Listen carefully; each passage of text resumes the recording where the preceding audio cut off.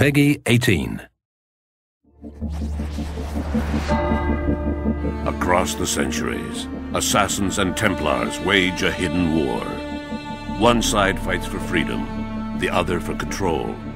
The fate of humanity hangs in the balance, and that balance is shifting. Welcome to Assassin's Creed Brotherhood Diaries.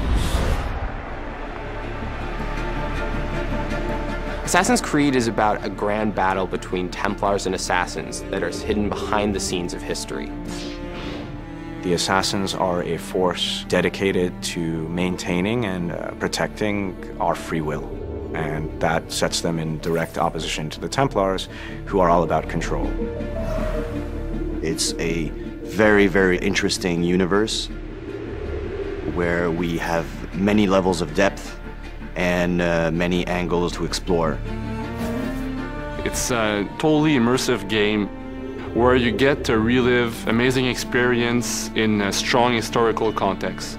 With Assassin's Creed, the fans are very important to us, and we know how many people are out there waiting for the next installment and are excited to see what's going to happen. So it's important on the story side that we deliver new twists, new turns, and that we continue the narrative the way we had begun. Assassin's Creed 1, as most of people know, was set in the Third Crusades during the 12th century. Assassin's Creed 2 was set in the Renaissance. This time around, we are going to focus especially on the city of Rome itself and on the life of Ezio, the second part of his life where he decides to build a new order, which we call the Assassin's Brotherhood.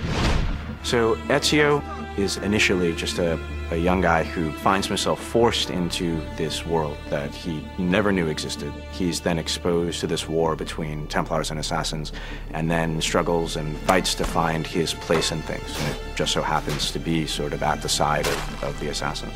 Assassin's Creed Brotherhood is a little bit like a new season of a great TV show.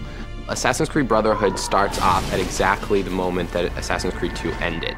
So, when we made Assassin's Creed 2, we understood that Ezio's story was more epic than anything we could tell with one game. And this time around, what we wanted to give the players is the fantasy of being leader of an assassin order.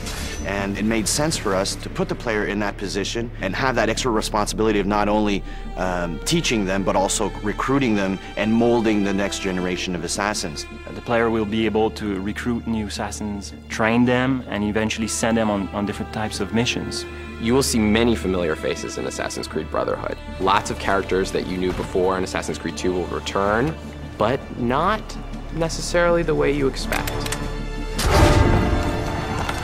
Now Ezio is much older, he's wiser, and he's about to become a leader of the Assassin Order. And he'll need to prove that he truly can lead.